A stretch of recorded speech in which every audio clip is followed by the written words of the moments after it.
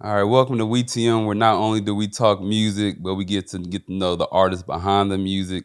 Today, you're with the one and only JB the Truth, and I got another real one in the building with me.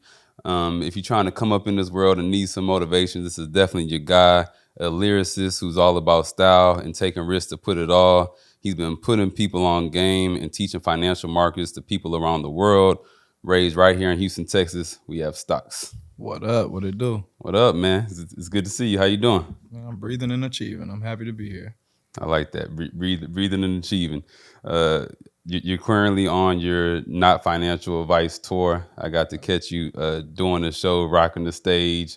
Definitely had the confidence, definitely had the swag up there. Thank you. Uh, Let me know how that was performing and opening it up for little Tyler. We did that was for the Revolt back in session HBCU tour. It was cool. I've always been doing like a lot of work with Revolt for the last few years. So, it's like every other show. Just get up there, make sure you bring some energy. It was definitely a little different. Considering that it was like a college crowd more than like just like my crowd, you feel me? Yeah, And it was exciting, you feel me? Like everybody was rocking. It was just like everybody was very like they were really tuned in.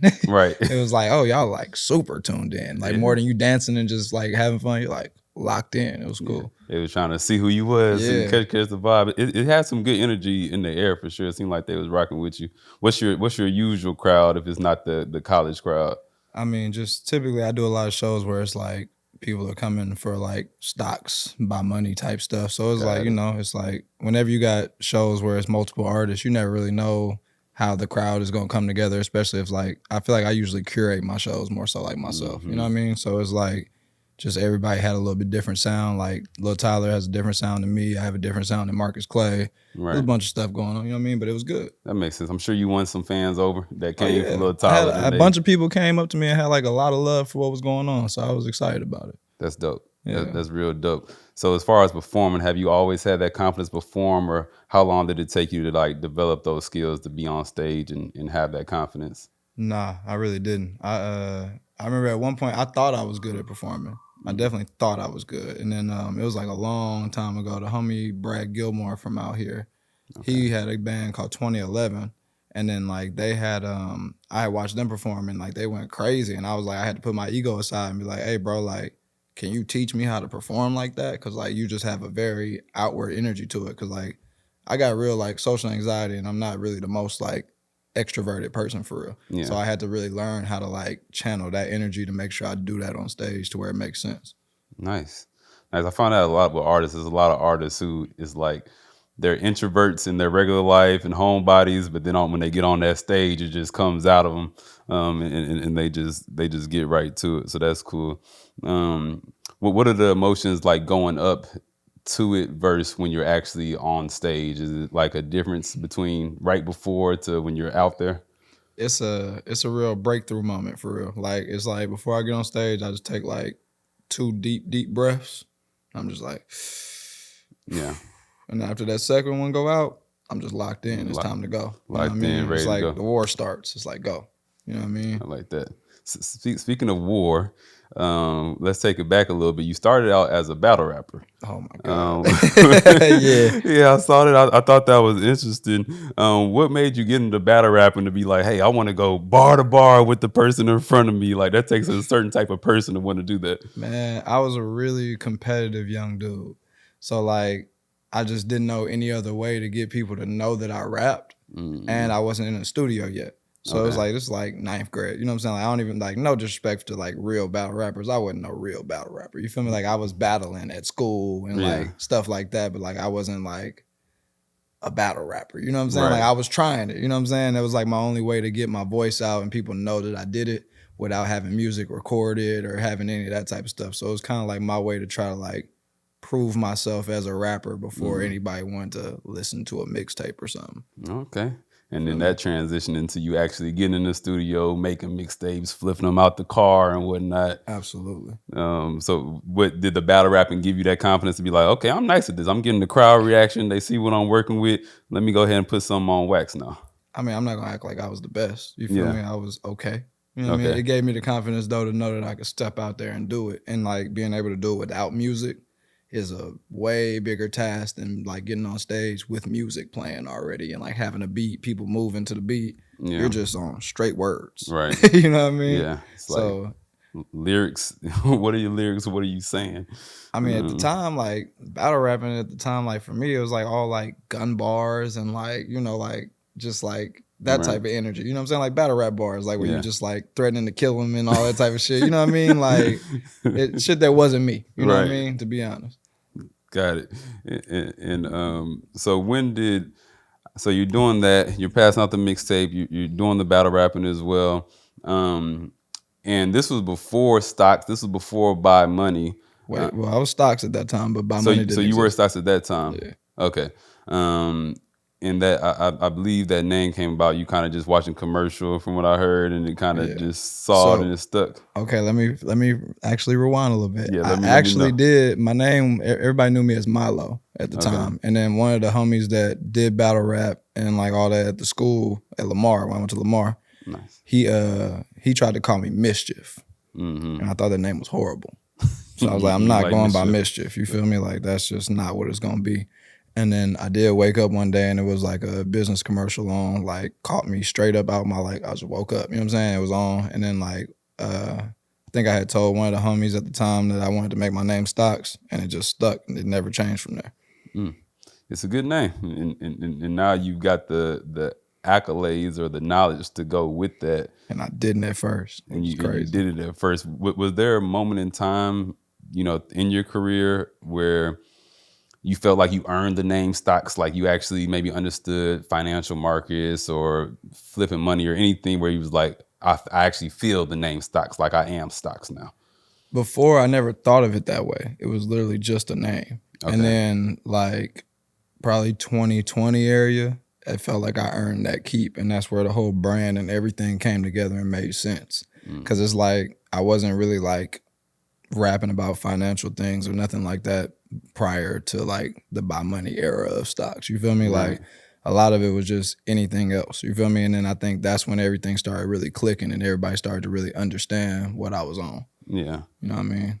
That makes sense. And that's cool that you would be able to first salute to you for putting people on game like you've been doing. I saw that you had the show on Revolt, you know, that you were doing that.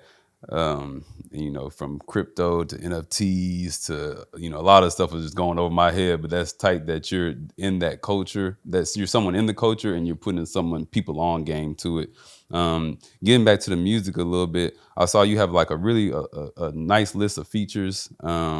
You've done songs with some cool people. Is there anyone that you particularly like to work with that you've learned from?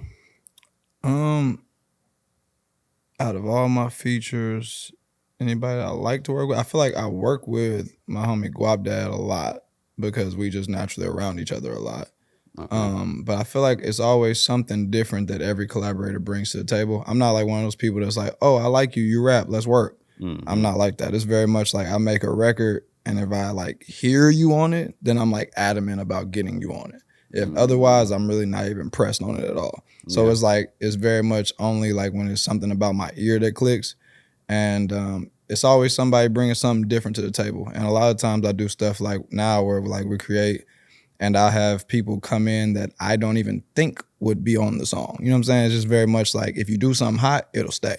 You know what I'm saying? I'm like very open policy in the studio. Like if you got something on your mind, you want to get in the booth, go for it. Like I don't care if you wasn't a rapper before today.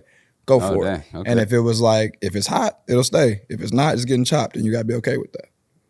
That's real. I'm sure some people not okay with it sometimes. I'm telling them before they get in the booth. Right. If it's hot, it's gonna stay. Yeah. If it's not, I'm chopping it. That's fair. You got to keep the quality. And it's not only up to my opinion. You know what I'm saying? It's like if the room feel it. You know what I'm saying? Because at the end of the day, like my opinion ain't everything. So it's like I might like it and everybody else like, this is trash, bro. Yeah. Or like I might hate it and everybody else is like, this is that. It's like a voting system at that point off of reaction. I like that. Yeah. What's your creative process like? Well, first of all, what's your studio vibe? Do you like a lot of people in the studio or you kind of just like to vibe out solo? I'm very, very particular about who's in the studio. Okay. You know what I'm saying? And like, because I don't think well with a lot of people talking around me and all that type of stuff. So it's like, I like to get off my first layer, and then like what I'm saying, like we have people come in and do stuff. That's after I get my layer off. Okay. Or if I have nothing to say at that point, then maybe you might get the first layer, and then I might piggyback off of that. Got it. You know what I'm saying? But like typically, it's like I'm in the room with one of my producers. They make beats. Like they're doing like I might not even be paying attention to the beats per se. They're just making beats all day because that's what they do anyway. So I'm just in the studio. So I'm there, and then like I might hear something that catch me. Oh, that's the one I like. Hold on, let's start trying to work with that. Yeah. Then like we build on that. I might scat, like just jump on top of the beat, nothing written, just like random, like just make sounds on the beat, like record it, and then whatever I like from that, we find and we fix it and make it better and do stuff like that.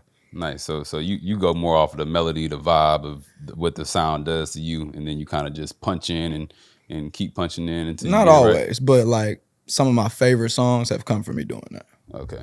For sure. Got it. Do you have any producers that you well, a better question, do you like to work with different producers, or do you like to stick with that one producer maybe that you've been working with for a number of years? I have like a real set like team of like 5-6 producers that I really always work with.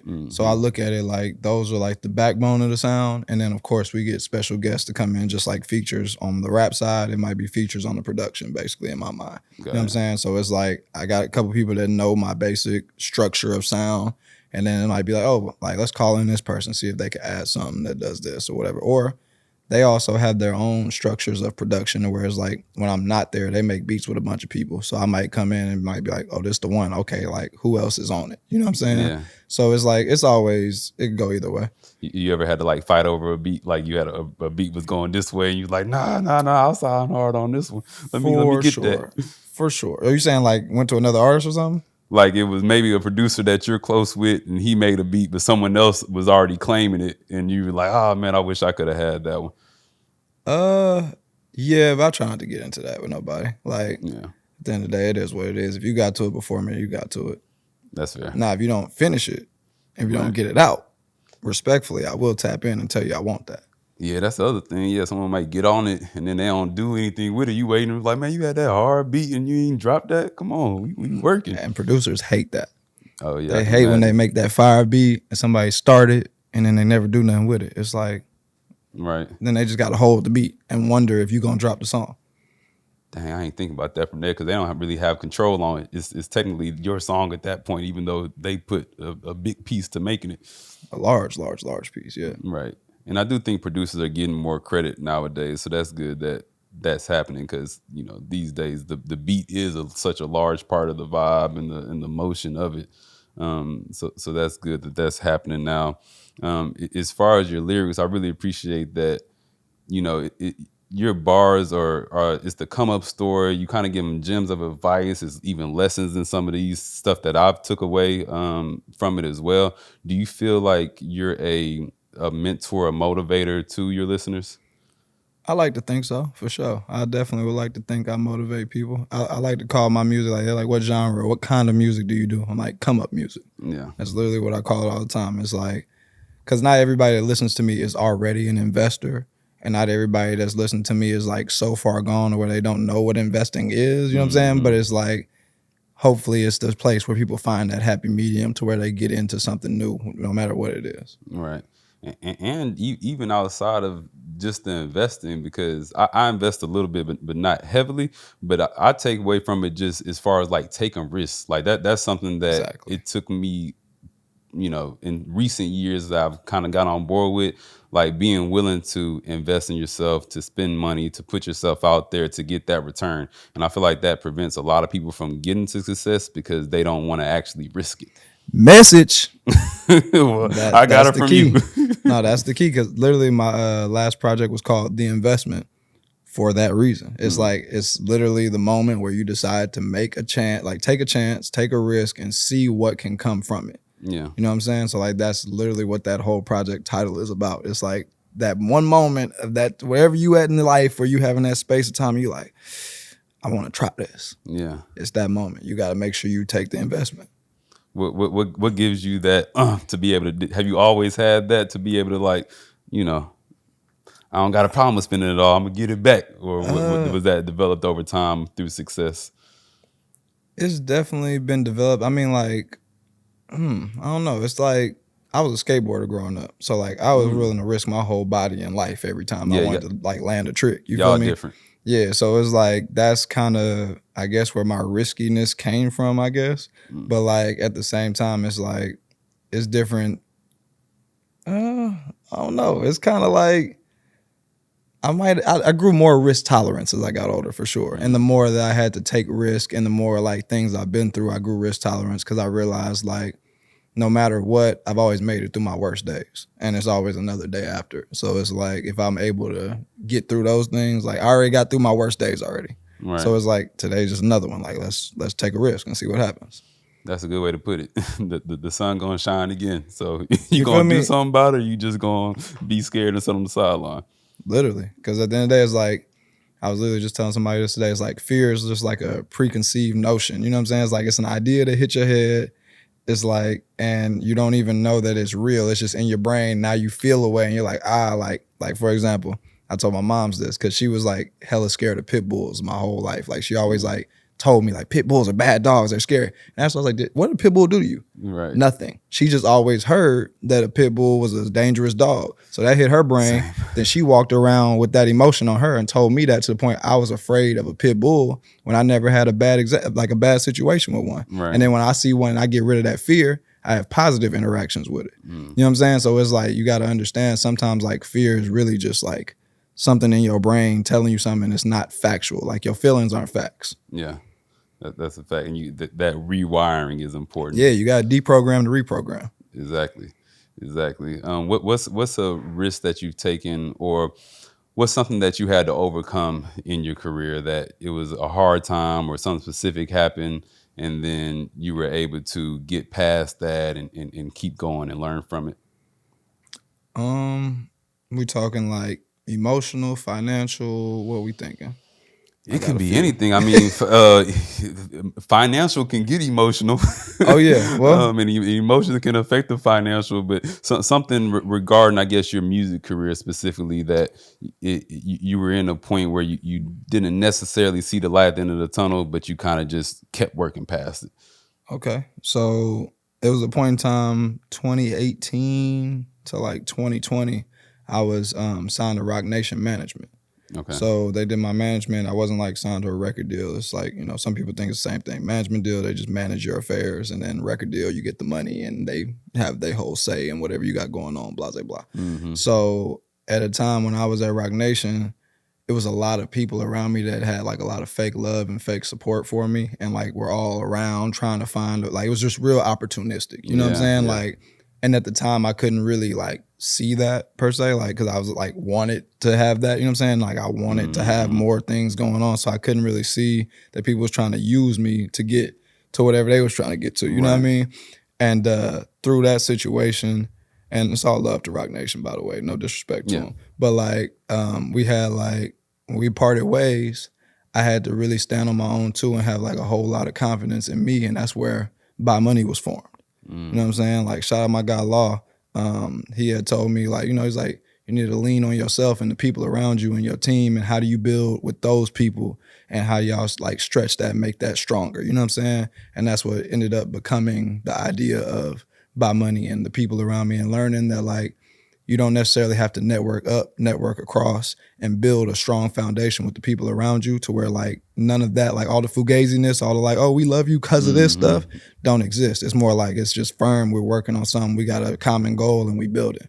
You know what I'm saying? So it like really gave me a place where I had to learn to like push through that, because it was like, like a dream situation per se to some people. And then like it was also like a time where it was like a lot of people were like looking at me like this, and then they looked at me like I fell down or something. And then I had to realize like that's cool, people had their own perspectives and stuff, but it's all about what's really solid in your corner and what you really building. Does it actually exist, or is it just a facade?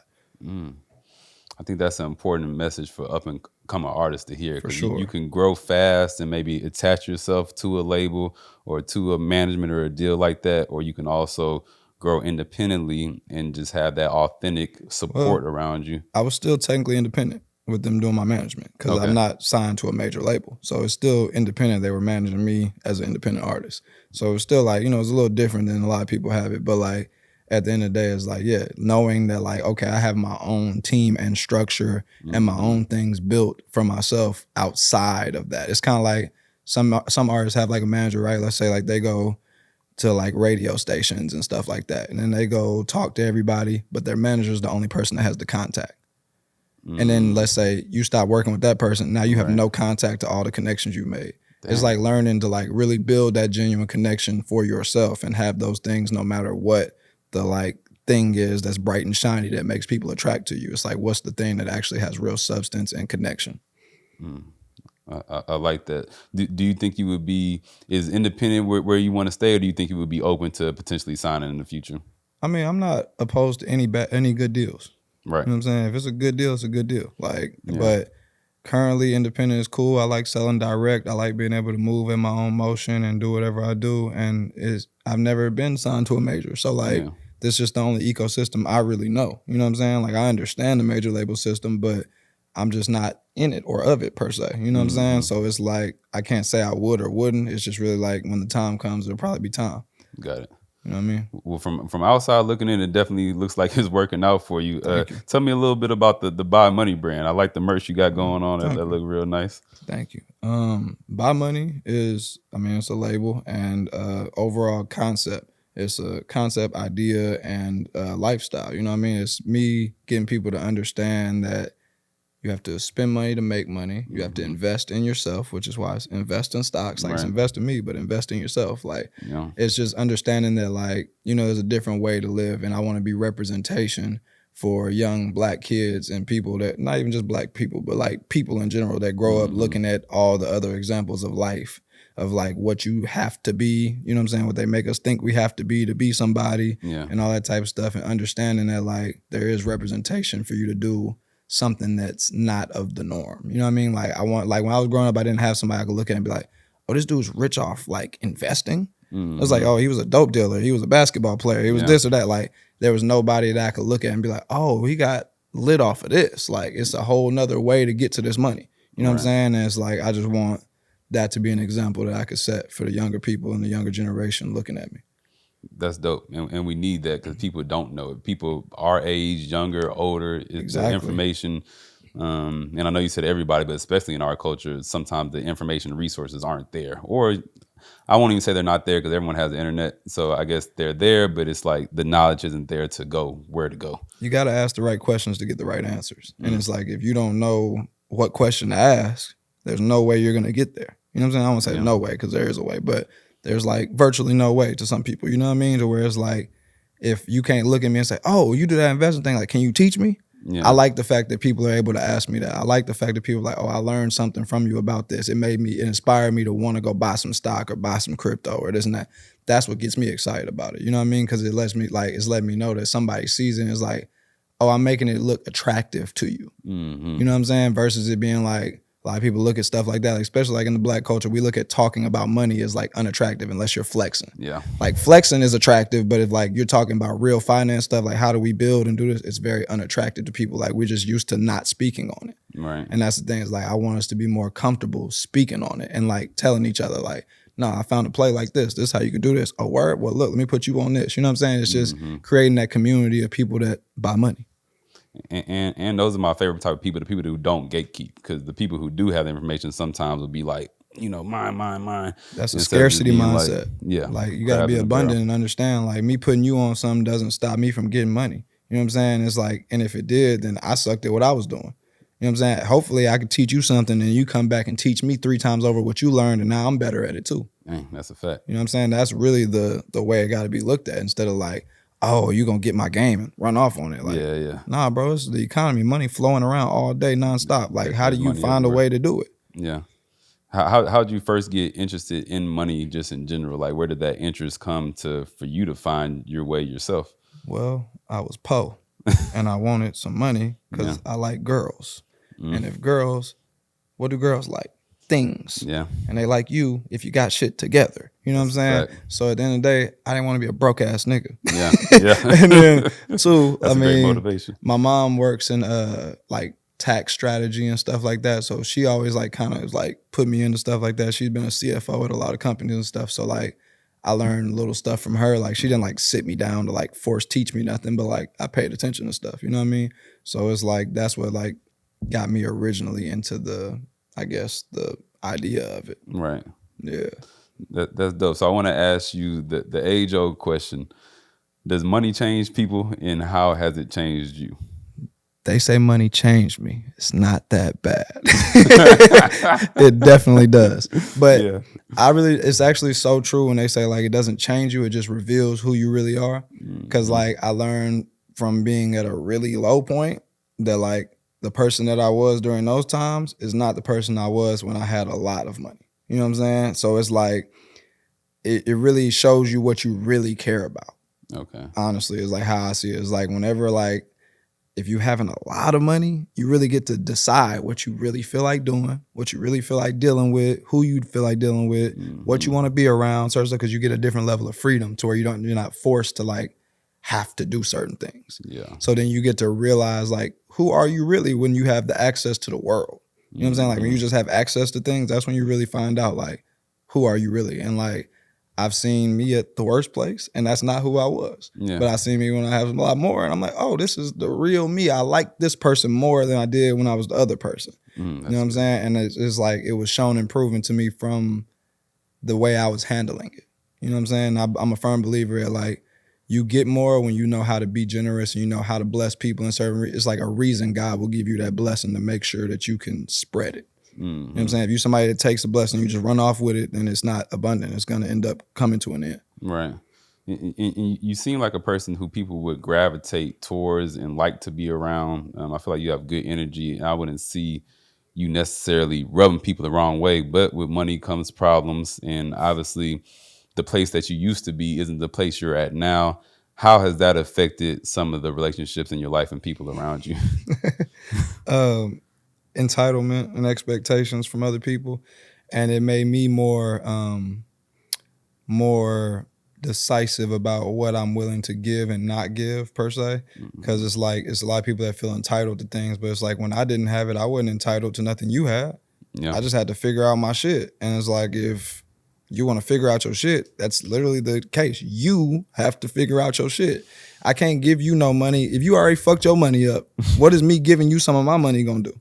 You gonna fuck that up too. It's a habit thing.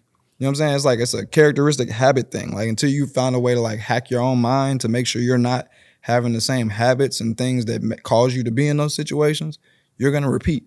Just like if I'm good at getting money, I'm gonna repeat getting money. You know what I'm saying? It's just it's a habit thing. And can you see that in people like pretty early on? Yes. Yeah. Like, cause you could tell from people's dedication and like their desire for things and like what they're willing to do. Like, I don't really care about like, that's the thing. A lot of thing about having the money too is showed me like, I don't really care about money. It's very much about character. You know what I'm saying? It's like, cause money is just a product of energy and a product of what you're doing that increases value.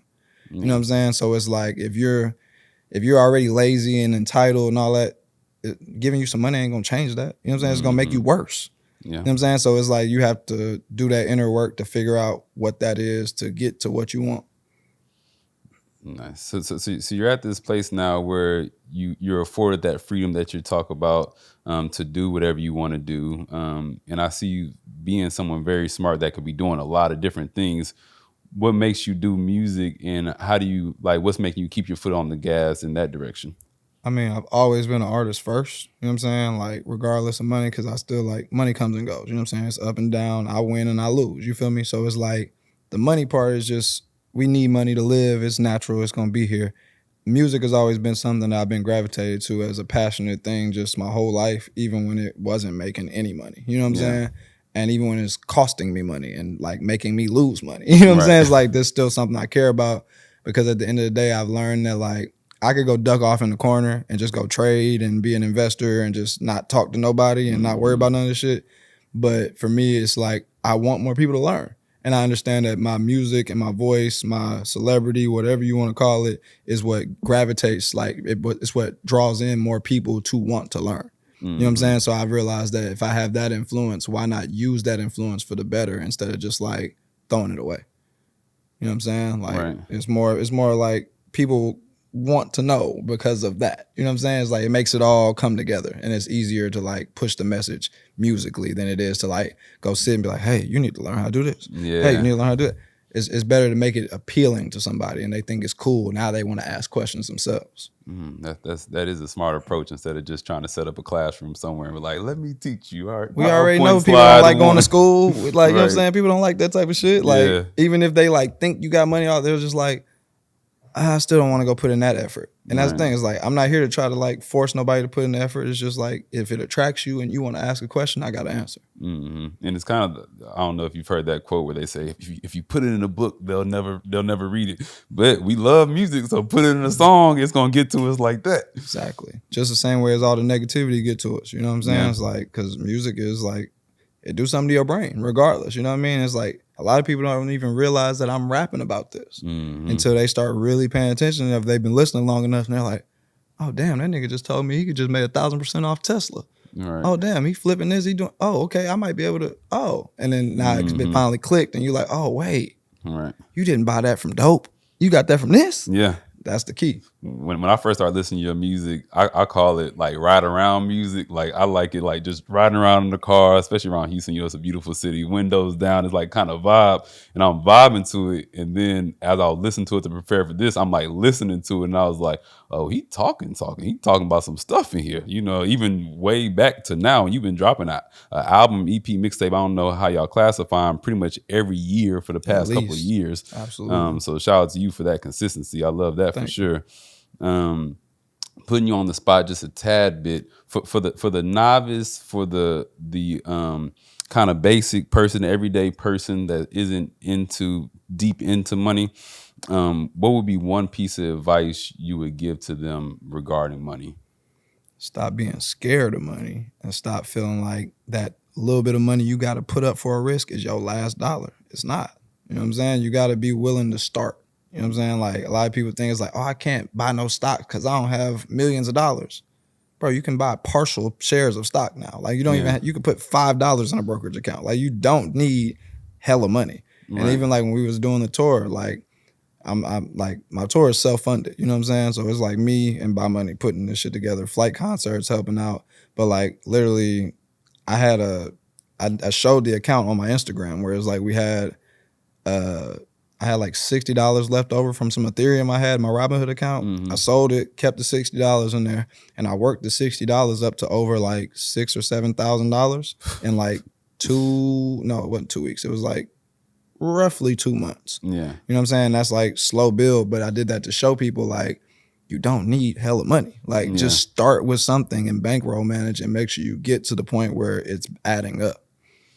Yeah, money's not the excuse. You need the knowledge, because that's powerful. That's powerful knowledge to know how to flip money. You know, that's a very rare knowledge that shouldn't be that rare when you think about the fact that money runs the world. You need it for everything you do. It's right in our faces. It's right in our faces. It's just like, do you want to know? Right. And I believe people do want to know. So that's the guy to continue to tap wanting into. Is different from deciding to do. People want everything. Oh, I want that. I want this. Oh, I want that girl. I want this car. I want that house. But are you willing to do what it takes to get that? Are you willing to put in the work that you need to put in to receive those things? And I can imagine with your career and what you've done with education and financial, you definitely have to have a lot of stories where you put people on game and you're teaching them, and then they either executed sloppily, as you would say, or they just didn't do anything with the game that you got them. Does that drain your energy or make you less motivated to teach people? No, but the way I look at it is the music is the way to teach those people that may not all the way be in. And that's why you charge for some games sometimes, because if you're not willing to spend your money on this, then I know you're not serious about it. So if you won't spend your money to learn, then you're definitely not going to spend your money to earn. You feel me? Like, if you just looking for a handout, then you're always going to be looking for a handout. Right. Like, you got to like be willing to invest in yourself. Like, I paid for hella courses. I paid for knowledge. I didn't go to college like that, but I paid for things to make sure I learned what I needed to learn. And it's like, if I did that and went through that, why should you be able to come to me like, can give it to me. Right. Same things when people come ask me for money. It's like, bro, you know, I get up and work and do this, right? Like, it's a reason this shit come in. It's not because I'm just blessed by God all day and it's like money just falling out the sky. It don't work like that. I put in work. I get up early in the morning. I study these charts. I work my ass off for this shit. But so you it's make like, it look easy, Stockz. Let me that's my hold biggest some, problem. Stockz. That's my biggest problem. I make everything look too easy. Yeah. But it's like at the end of the day, it's like, yo, I'm up and I'm working for this shit. Like, it's people like, I got family members that want to learn. And like, they're like, hey, cuz, can you teach me, show me how to do this? I'm like, yeah, show up at 8 o'clock. They don't show up at 8 o'clock and they like, hey, I'm about to come. It's 9 o'clock. I say, don't come. You ain't wanted enough. You had to be here at this time. Time is money with this shit. If you on this, then like that 1 minute of time can change your whole result. Right. So it's like at the end of the day, if you really after it, I need you to treat it like it's serious because I did. And that's all it is for me. It's like, I'm more than happy to teach anybody that's serious about it. That's a good way of protecting your energy. Exactly. To make them meet you halfway there. You got to want it. Because, bro, I could just go make my money. I don't got to talk to you about it. Right. If you want to learn from me, don't try to make me come to you. No, you need to show up like you want it. Because that's what the difference is. Do you have any courses that are going on right now that people can tune into? I have my Telegram group. I have my Instagram group where like I like send out plays and stuff, not financial advice. I just kind of put up like, you know, my ideas. You know what I'm saying? Because none of it's ever 100% right. And it's always about how you execute it. So it's like I do classes, but not like, I don't have like a formal class right now. No, it's like I have those where people come do it and I like talk to people around me. And we have like meetups and like I'll do stuff like that. But like I haven't like started selling a course or nothing like that per se. Because I just don't really feel the need. It's like if you bought the album on Even, you got access to the trading groups. So it's like if you're buying the album, you buying tickets to the concert, you got access. You know what I'm saying? I give people access to it because I want more people to know more than I'm like trying to make $10, $20 off of them and shit. Right. But it's like if you're trying to get my real life time where I got to sit down for hours, I could be doing something else. So it's like I would like to show you, but show me you serious for real. No, that makes sense. And it's more of an authentic, organic reach out rather than let me sell you something. Let me sell you something. Yeah, because like that's what a lot of people like when people saw me doing the trading budget, like I mean the tour budget with like trading, they thought I was trying to sell a course. I'm like, bro, I'm not trying to sell no course. I'm not scamming. Like people thought I was scamming because of how good the trades was going. Yeah. I'm like, bro, I'm not trying to sell nobody a course. All I'm trying to do is let people see what I'm doing to build a budget so that we can go hit the road as an independent artist. Like I'm not sitting here like, oh, you need to buy my course for this. No, this is what I'm doing. You can keep up with it if you watch my lives in the morning or if you're looking at the plays I'm sending in, you'll see that it's actually happening. That's dope. So you're all about to come up, you're about to grind, you know, flipping what you have.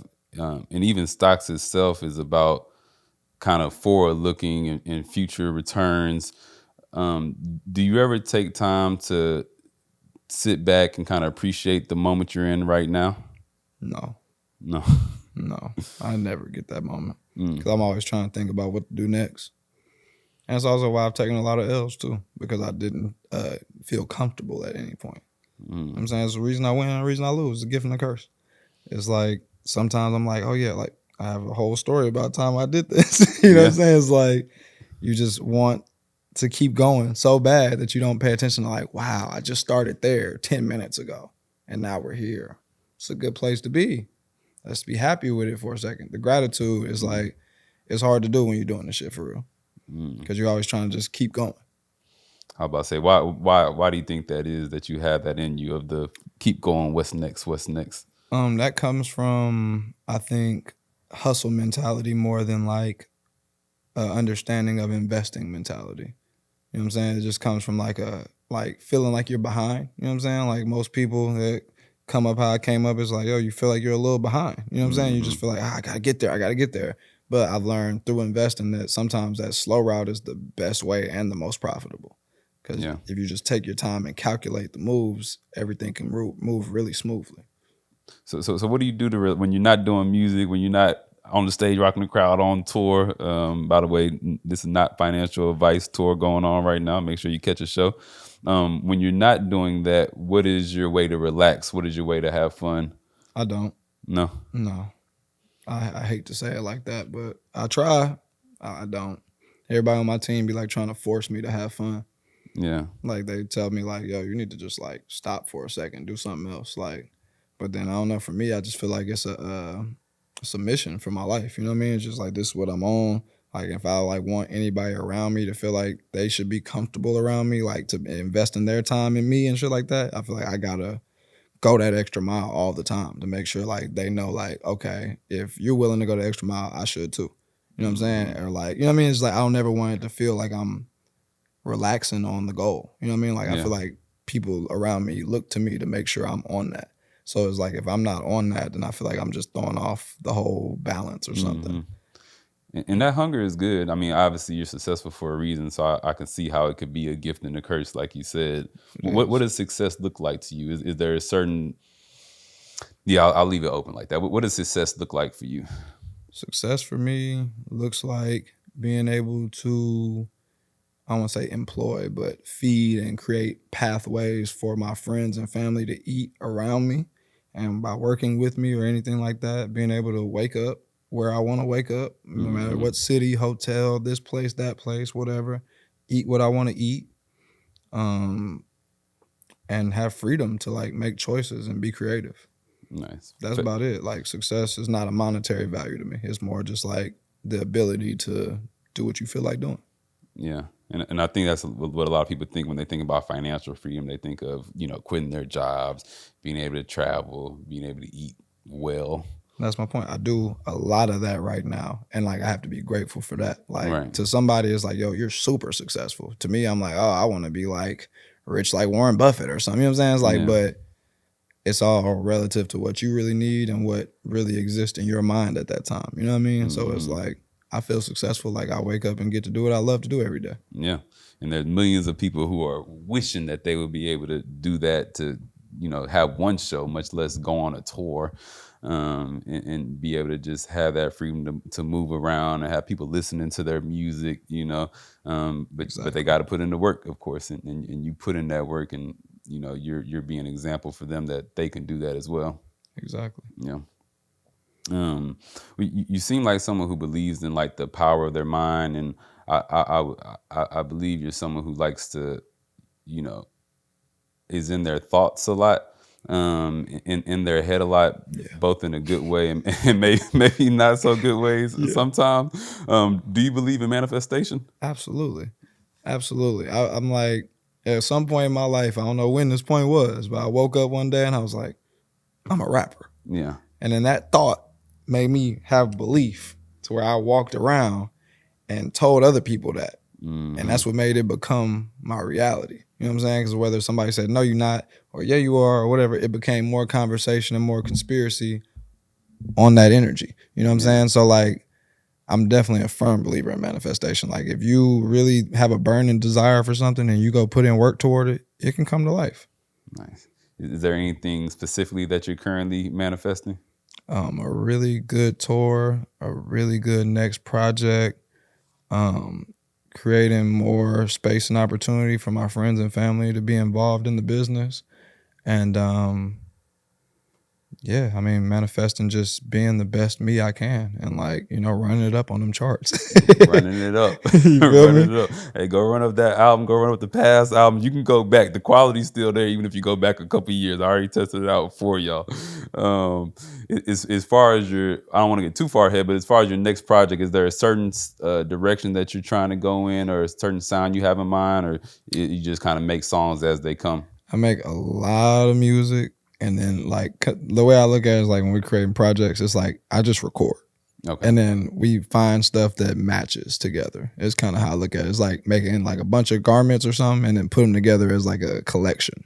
So it's like, oh, these look good together. That's spring season. Okay. These look good together. That's summer. You know what I'm saying? Like whatever. And it's like those all feel good together. Okay, let's make that. Then after I have those separated, then I'm like, okay, this is the one I feel like is the right timing right now. That feels like right now. That feels on the right, you know what I'm saying? The right, what's that, trajectory. Okay. The right time capsule. So you probably got a lot of music just somewhere stashed up that we want to hear right now. Way too much music. Yeah. And do you have a team that kind of helps you decide, okay, this would be good for this, we'll hold off on this? That would be an A&R department at a label typically. I don't necessarily have a real like A&R department, but like I have trusted sources in my team that I play music for and I just see their reactions. I just look for reactions. You know what I'm saying? I might play random music for anybody and then just see what a reaction is. And then I kind of pick from there. But most of the times I'm kind of like, I'm very hands-on with that and like picking track list and blah, blah, blah. Because a lot of times it's more like, what am I trying to get across? Right. And you seem like you're probably a bit of a perfectionist, so this might not be the case for you. But do you have someone in your camp who is the one that pulls you aside, be like, nah, that ain't hard enough, man. Get back in and do that one again? I feel like most people on my team will tell me that. Okay. You know what I'm saying? Like, if it ain't it, they gonna, you know what I mean? Like, but typically I really go to my brother Dizzy. I send stuff to Dizzy for like, if I'm feeling uneasy, like if I'm like not knowing, you know what I mean? If I'm like not hella sure of it, Right. I'm like, Dizzy, what you think? Dizzy is never gonna hold back. Nice. Yeah, it's good to have those people that feel comfortable enough to do that and don't He feel gonna like tell you're me. going like be like, man, I told him and then now he don't want to rock with me no more. But I'm not like really emotional about art like that either though. Okay. You know what I mean? Because like I know I'm gonna make more. I know that like every song isn't for everybody. Like it, like even just like my whole niche in general is like it's a lot of people that don't feel what I'm doing at the end of the day because they just don't understand. Like they're not out here making plays like that or doing it. Like it just doesn't register to their brain. So I have to always consider the source and like understand like who's actually a fan of me and who's a fan of a song. You know what I'm saying? Because some people just like songs. Some people actually like artists. It's a very big difference. What's the difference you're making there? So like, let's say the people that just listen to the radio and they're like, oh, I like this song, but they can't tell you who made the song. Then you got some people that can tell you the artist, what album it's on, this, that, you know what I'm saying? Like really know because they connected to that artist and that mission to where it like really means something to them. Some people don't love the overall culture of music like that. Some people just like songs. Right. So it's like if I'm looking to you to like understand like, oh, this song I made serves this purpose to my fan base. They might just be like, it's not a hot song to me. I can't hear it at the club. Yeah. Like, so, you know what I mean? That's the difference. It's like some people just listening for a certain reason. Yeah, especially these days, it's almost like a little bit of I know you heard the microwave era a little bit where they just want it quick, want it fast. What's hot today ain't hot tomorrow. And people don't really know what they want. That's the crazy part. It's like people do not know what they want until you make them want it. Like, you know what I'm saying? Like there's like most consumers in the world are not like when we was growing up, we wasn't like going to buy certain like food places because we wanted to. We saw the advertisement on TV 80 million times and then we was like, we drove by and was, oh, that's that place I seen. Yeah. And then now you like it all of a sudden. Or it's like, I don't like this rapper, but then it's like all your friends start liking them and it's like, you know what, bro, kind of cool. Yeah. Like people don't really know what they want most of the time. So you can't really let that affect you. You just got to do what you do. That's dope. And I like you were saying, you don't know what you want. I feel like a lot of times, and media people know this, entertainers know this, sometimes supporters don't really support till they see other people supporting. It's a herd mentality in the world, point blank. That's how it works. So what's your strategy for turning those listeners into supporters and actually fans of Stockz rather than just them hearing the song and liking that song? You know, what I've learned from trial and error, people really start being a fan of me when they see me make somebody some money. I've witnessed it a lot of times at this point, like to where like somebody like, oh, bro, that boy Stockz made my first 10 racks. And I like repost that. Now all of a sudden they're like, bro, how I join the group? Right. What's up? Hey, bro, that song slap. Ooh, like right. They start paying attention different. So it's like, you know, everybody got their own reasons. That got to feel good to be able to put money. I can't imagine like being able to say I could put someone on. I can be honest. Listen, I don't look at it like I'm putting somebody on because at the end of the day, it's like I'm giving you knowledge, but you have to get your own understanding and wisdom. You know what I'm saying? Like I can show you what to know, but do you understand it? Yeah. And then once you understand, how do you play? That's your wisdom. You know what I'm saying? How do you know how to play in the field of this? I sent you to play. You could have got paid, but you executed it sloppy. Yeah, I can't execute the play for you. Yeah. Like I literally cannot. So at the end of the day, it's like when I see people do that, I'm proud of them because it's not because I told you. It's the fact that you paid attention, but then you had to execute. Right. So that's really that's the main thing of it all. It's like if you're able to execute, then you're the winner. It really ain't got nothing to do with me. Yeah, and that's a very humble and modest approach. But if they didn't have the knowledge from you, who says, I'm not saying they couldn't have got it from elsewhere, but just like a teacher, like, you know, everyone has their favorite teacher, and, you know, you graduate and the teacher that has that looking at you and has that feeling like I helped that person go from point A to point B. How do you feel those feelings when people have those successes? I'm definitely really excited when anybody that came to me about investing starts making money for sure. Okay. But like I don't take full credit for it because at the end of the day, like yeah, I could be the inspiration behind it, which is why I'm like just buy the album, listen to the music, shit like that, like buy some merch, shit like that. Like Right. that's my like I appreciate, you know what I'm saying? Like if you tell me thank you, that's that. I don't look at it like I made your account that. You know what I'm saying? You run up $1 million this year, I'm not hitting you up like, man, I need 10% of that. Yeah. You know what I'm saying? Like, let me get that. You feel me? It's like you had to make the play. Just like you had to wake up and make the, like, you know what I'm saying? You had to wake up, show up, do it, learn, whatever. Like, I can't make you spend that time out of your life. Yeah. Yeah. That's a good way to look at it. Again, we protect the energy, and it seems like you're very authentic in willingness to serve. It's not like you're doing it to get something from someone, whether that's recognition or a percent. You're doing it because you genuinely want to put other people on. I want people to be able to live a happy life with their family and like the people they love, and be able to like vibe and do whatever the hell they want to do that's not like crazy, illegal, or hurting people or nothing. Right. I want you to be able to do that. Like, you know what I'm saying? Like, and that, I understand that makes happier people. You know what I'm saying? It just makes a better morale overall. You know what I'm saying? I just would like to see more people feel like that. If you could go back in time and see your younger self, and you're just starting out in music, you know, maybe you're doing the battle rapping, or maybe this is when you're passing out the CDs, but early on in the career, what would you tell that young Stockz? Man, don't sell none of that Bitcoin. Hold on to it. I had Bitcoin early. I had Bitcoin early, and I was struggling paying rent, and I sold it. I wish I would have got evicted. Yeah, been up. Oh my God, that's probably my main advice for me, young. Yeah. And stop listening to other people's advice. Just listen to yourself. I like that. Anything specifically music related that you would tell them? Nah, I wouldn't be able to like, cause see, like at that age, I wouldn't even been able to be who I am right now. So like I could tell them like, hey man, like make sure you start by money earlier and this and that, but it wouldn't even make sense yet because I wasn't this person. Right. So it's like at the end of the day, it's like I had to go through that path to even get here to understand what I'm saying to somebody else. For somebody to even respect what I'm telling them at this point is because they know who I was back then. You know what I'm saying? So it's like I had to go through it. Yeah. And if there was one message that you would want people to take away from your music, what would that message be? Buy money. Buy money. Buy money. But lastly, before I let you go, anything that you, your fans that's been rocking with you and supporting you, the new fans that you're getting now, is there anything that you would want to thank them for? Man, thank you for rocking. Thank you for having a common idea. Thank you for wanting to be better. Thank you for listening to the music, of course. Thank you for sending it to your friends, your grandma, whoever you send it to, you know what I'm saying? And thank you for just existing, bro. Like, appreciate you. Like, I don't know what you went through today to get to this point to where you watching this right now, but I'm happy you watching it, and I hope you take something beautiful from it and be able to spread more beautiful things to people around you.